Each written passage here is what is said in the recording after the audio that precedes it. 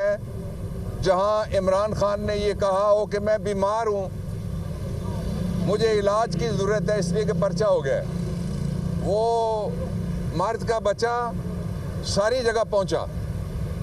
और जहां उन्होंने साजिश की इमरान खान की गिरफ्तारी की, मैं भी पहुंचा। और अल्लाह ताला ने, हम सिर्फ अल्लाह के आसरे और उसकी मखलूक की हिमायत के ऊपर लड़ रहे हैं। हमने हर जगह हम सुरखरू हैं। और आज फिर जो कल शाम को जो कुछ किया गया वो बड़ा ख़तरनाक था, इसलिए कि पूरा पाकिस्तान बगैर किसी कॉल के उठ के खड़ा हो गया। तो मैं इम्पोर्टेड को बताना चाहता हूं, तुमने देखी इमरान की ताकत कि जब मिस्ड कॉल जाती है तुम्हारी तरफ से कि गिरफ्तारी के लिए जाओ, तो लोग उठ के खड़े हो जाते हैं। कल भी यही हुआ है। तो अभी मैं पेश हुआ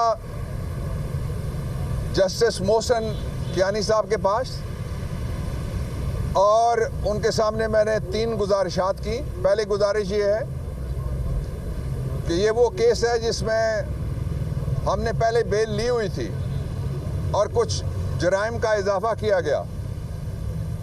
दूसरा ये है कि वो जराइम लगते नहीं हैं, इसलिए नहीं लग सकते कि उनमें नॉन कॉग्निजेबल ऑफेंसेस हैं, पर्चा बेबुनियाद है।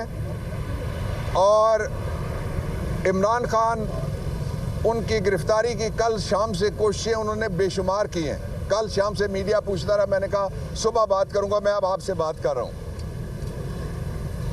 और ये हुकूमत जिसने पाकिस्तान को डिफ़ॉल्ट का ऐलान कर दिया है, बाकायदा अमेरिका जाके इम्पोर्टेड ने वहाँ एक प्रेस टॉक में ऐलान किया है, ये अब खाना जंगी करवाना चाहती है कि कुछ और लगे, जमहूरियत आगे ना बढ़े। लेकिन हम इनको भागने नहीं देंगे। हम इंशाअल्लाह अज़ीज़ इमरान खान की कॉल के इंतज़ार में हैं। बड़ी तादाद में वकला निकलेंगे, पूरा पाकिस्तान निकलेगा,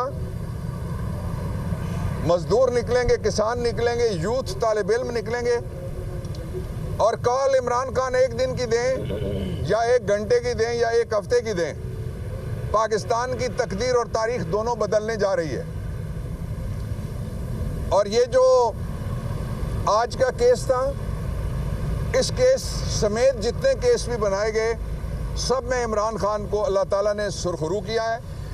ये पंजाब का इलेक्शन हारने के बाद पागल हो गए और पागलपन का मुजाहरा इस हद तक चला गया कि इन्होंने, वो आपने देखी ऑडियो जिसमें कह दो कि इलेक्शन आगे कर दो और इलेक्शन आगे हो गए।